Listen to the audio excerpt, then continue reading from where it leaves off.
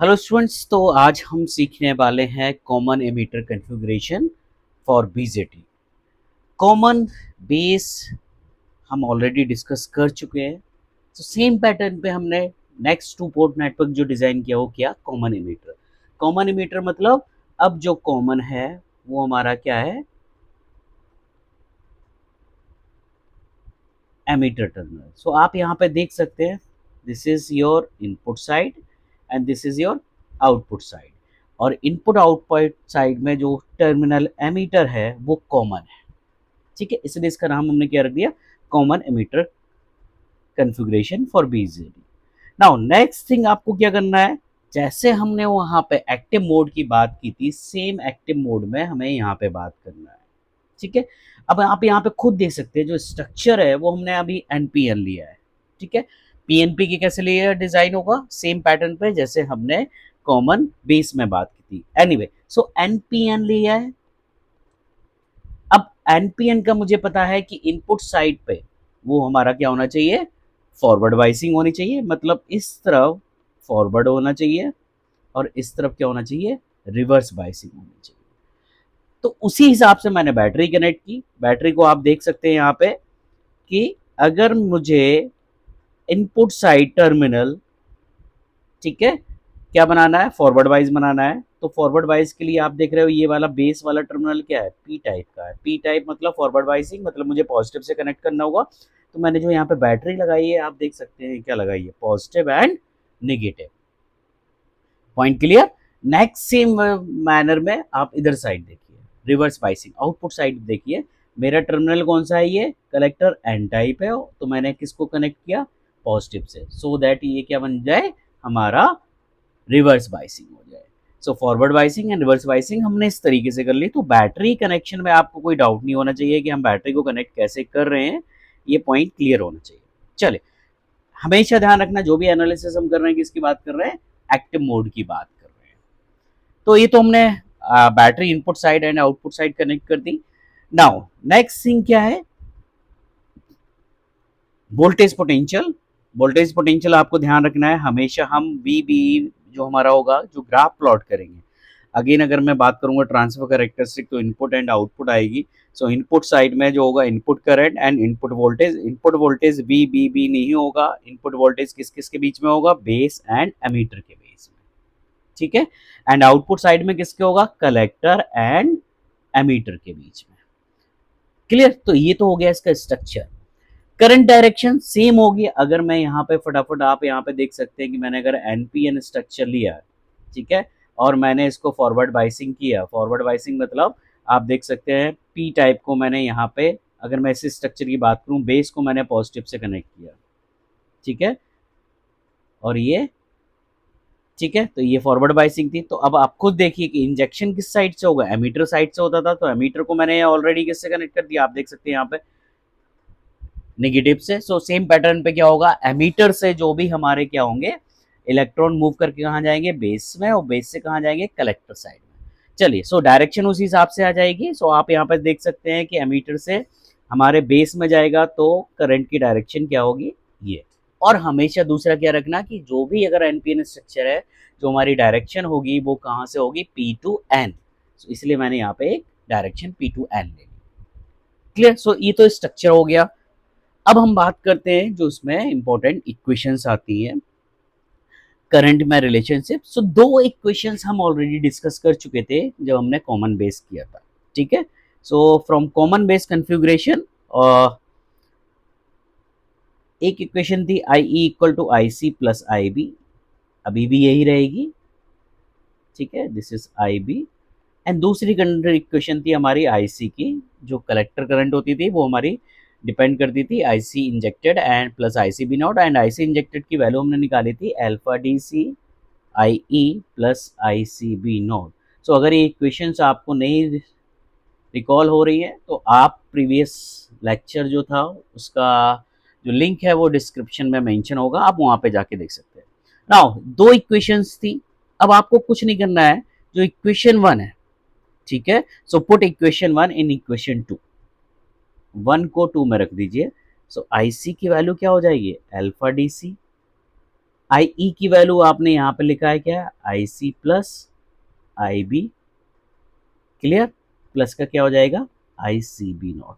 इसी को हम और सिंप्लीफाई कर लेंगे, आई सी इक्वल टू क्या हो जाएगा, alpha D C I C multiply कर दिया मैंने, plus alpha D C I B plus का आई सी बी नॉट।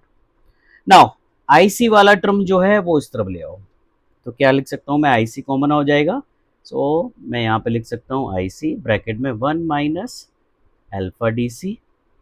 अब ये टर्म अल्फा डी सी क्या है, that is the amplification factor जो हमने कॉमन बेस में कैलकुलेट किया था, equal to alpha D C I B plus I C B not. I C B not क्या थी हमारी, reverse saturation current, clear, when emitter is open. Anyway so ये equation आ गई, सो इस इक्वेशन को मैं आई सी इक्वल टू लिख सकता हूँ, that is the alpha D C upon 1 minus alpha D C into I B plus I C B not upon 1 minus alpha dc. So this is equation number 3. Let's see, this is equation number 3. Now कुछ parameters अभी assume करना है आपको, ये कहाँ से आ रहे हैं अभी हम बाद में बात करेंगे। सो लेट्स एज्यूम जो बीटा डीसी की वैल्यू है that is equal to alpha DC upon 1 minus alpha DC. ये कहाँ से आ रहा है रिलेशनशिप, ये नेक्स्ट लेक्चर में हम बात करेंगे। So let's see, this is equation number 4। अब दोनों तरफ ऐड कर दो 1, ठीक है, now add 1 at both side, add कर दिया मैंने, तो क्या हो जाएगा, beta D C plus 1 equal to alpha D C upon 1 minus alpha D C plus 1। इसको हम सॉल्व कर लेंगे, ठीक है। So beta D C plus 1 को ऐसे ही रखो, नीचे क्या आ जाएगा 1 माइनस अल्फा डी सी, यहाँ पे क्या आ गया अल्फा डी सी, 1 टाइम है तो प्लस 1 माइनस का alpha D C. So alpha D C cancel out, तो हमारे पास फाइनलाइज इक्वेशन क्या आ गई, beta D C plus 1 equal to 1 upon 1 minus alpha D C. एक इक्वेशन हमारे पास ये आ गई, ठीक है। Now see equation 4 and equation 5 जो आपने अभी एज्यूम किया था और जो आपने कैलकुलेट की, इन दोनों इक्वेशन को इक्वेशन नंबर 3 में रखते हैं। क्यों रख रहे हैं, क्योंकि यहाँ पे देखो एक parameter alpha upon 1 minus alpha D C मिल रहा है जिसको आपने क्या माना, बीटा डी सी, और एक मिल रहा है मुझे, अगर मैं यहाँ पे 1 ले लेता हूँ तो 1 upon 1 minus alpha D C, ठीक है। तो जैसे आपने इनको वैल्यू को पुट रखा तो हमारे पास फाइनल इक्वेशन क्या आ गई, आई सी इक्वल टू, ठीक है, इस इक्वेशन में रखना है alpha D C upon 1 minus alpha D C equal to क्या था, beta D C I B के बराबर हो गया, ठीक है, प्लस ये वैल्यू हमारी 1 upon 1 minus alpha D C क्या है, beta D C plus 1 multiply with I C B not. ये हमारी इक्वेशन आ गई, ठीक है। नाउ ये जो टर्म है, जो आप एक टर्म देख रहे हो यहाँ पे, हमारा ये आ रहा है, ठीक है, इसको हम रिप्रेजेंट करते हैं आई सी ई नॉट। जैसा कि हमारा कॉमन बेस में क्या होता था, रिवर्स सैचुरेशन करंट होती थी, same pattern I C E not जो होता है वो रिवर्स लीकेज करंट होती है for common emitter. So this is reverse leakage current, ठीक है, कॉमन एमीटर के केस में, ठीक है। तो फाइनल इक्वेशन हम क्या लिख सकते हैं, हमारी फाइनल इक्वेशन आ गई I C equal to beta D C I B, ठीक है, plus I C E note. सो जो ये बीटा डी सी है, जैसे कॉमन बेस में अल्फा डी सी क्या होता था, करंट एम्प्लीफिकेशन फैक्टर, ऐसे ही कॉमन इमीटर में जो बीटा डी सी होता है वो क्या होता है आपका amplification factor, amplification factor for common emitter configuration, ठीक है। सो ये आपका फाइनल इक्वेशन आ गई। तो इसी में हम एप्लीकेशन अगर मैं बात करूं तो न्यूमेरिकल आता है, प्लस इसका जो थ्योरी है वो आता है। तो न्यूमेरिकल 2 मार्क्स में कभी कभी पूछ लिया जाता है कि अल्फा बीटा की वैल्यू दे दी और आपसे आई सी नोट या कोई भी फैक्टर कैलकुलेट कर लिया, आई बी कैलकुलेट करा लिया या आई सी। तो इस तरह से ये कैलकुलेशंस बेस्ड हमारे न्यूमेरिकल आते हैं 2 मार्क्स में, ज़्यादा मार्क्स का नहीं आता है। But common emitter configuration, CE configuration important है, ठीक है। 7 और 10 मार्क्स में थ्योरेटिकल पूछा जाता है, वेरी वेरी इंपॉर्टेंट। मतलब अगर मैं बात करूं ब्रॉडर एरिया में तो आपको बीजेटी में से एक क्वेश्चन सीई, सीबी या सीसी कन्फिगरेशन में से मिलेगा ही मिलेगा थ्योरेटिकल, ठीक है। और अगर उसे पार्ट में डिवाइड करना है तो 2 मार्क्स का वो एडिशन करके आपको क्वेश्चन दे देगा। सो this is all about your lecture. अगर आपको कोई डाउट है तो कमेंट सेक्शन में पुट कर सकते हैं। नेक्स्ट लेक्चर में हम बात करेंगे करंट एम्पलीफिकेशन जो फैक्टर आपने डिफाइन किया है, ठीक है। जैसे हम यहाँ पे वैल्यू लिख दूँ तो बीटा डीसी हमारा क्या होता है, करंट एम्पलीफिकेशन फैक्टर होता है। इसकी वैल्यू क्या होती है, आई सी अपॉन आई पी, ठीक है।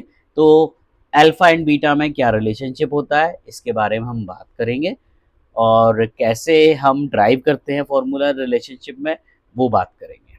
चलिए, सो आज के लेक्चर में इतना ही। Thank you students.